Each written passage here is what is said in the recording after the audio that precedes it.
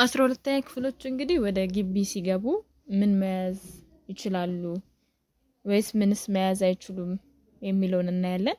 ግቢ እንግዲህ ለፈተና ስትሄዱ መያዝ የምትችሏቸው አንዳንድ እቃዎች አሉ። በዛሬ ቪዲዮ ደግሞ ወደ ግቢ ስትገቡ ለ12ኛ ክፍል ፈተና ማለት ነው ልትይዟቸው ማትችሉ ወይም የማይፈቀድላችሁ ነገሮች እናያለን። በኦሪንቴሽንም ጊዜ ይነገራችኋል። እዛም ዩኒቨርሲቲም ከሄዳችሁ በኋላ በር ላይ ፍተሻ ስላለ እዛም የመከልከል ያንን እቃ የመነጠቅ ነገር አለ። ስለዚህ መጀመሪያውኑ ምን ይዤ ልሄድ፣ ወደ ዩኒቨርሲቲ ምንድነው ይዛችሁ መሄድ የማይፈቀድላችሁስ ነገር የሚለው እናያለን። እና እስኪ ምንድነው ይዛችሁ መሄድ የማትችሉት? ያው ጓደኞቻችሁን ጠይቃችኋል ብዬ አስባለሁ ከዛሬ በፊት የተፈተኑትን ተማሪዎች እና ይዛችሁ መሄድ የማትችሏቸውን ነገሮች በዛሬው ቪዲዮአችን እናያለን። የፈተና ሽቶችን መያዝ አይቻልም። ከያዛችሁ ደግሞ አንድ ላይ ሁሉንም በስቴፕራል ማስመታት አለባችሁ። ለየብቻ ወረቀቶችን መያዝ አይቻልም። የሃይማኖቱ ተከታይ ካልሆናችሁ በስተቀር ሻርፕ ምናምን መጠምጠም አይቻልም።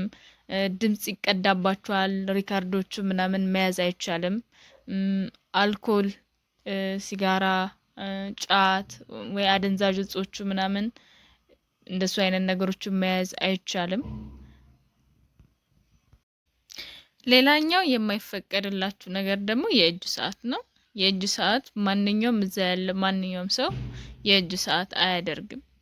ስለዚህ የእጅ ሰዓትም እንደዚሁ የማይፈቀድላችሁ ነገር ነው ማለት ነው። ስልክ፣ ማንኛውም ኤሌክትሮኒክስ የሆኑ ነገሮች አይፈቀዱም። ሌላኛው ይዛችሁት የማትሄዱት ነገር እንግዲህ ስክሪፕቶ ነው። ማንኛውም አይነት ስክሪፕቶ ይዞ መሄድ አይቻልም። የምትይዙት ላጲስና እርሳሳችሁን ብቻ ይሆናል። ሌላኛው ደግሞ ይሄ እጅ ላይ የሚደረጉ የእጅ ጌጦች፣ አንገት ላይ የሚደረጉ ቀለበት፣ ፈርጥ ያላቸው ቀለበቶች ከጋብቻ ቀለበት ውጪ አንገት ላይ የሚደረጉ ጌጣጌጦችን ምናምንም ማድረግ አይቻልም። እዛም ያሰልቋችኋል በር ላይ ማለት ነው ለፍተሻ በምትገቡበት ጊዜ። ስለዚህ እንደዚህ አይነት ጌጣጌጦችን አርጋችሁ ባትሄዱ ይመከራል።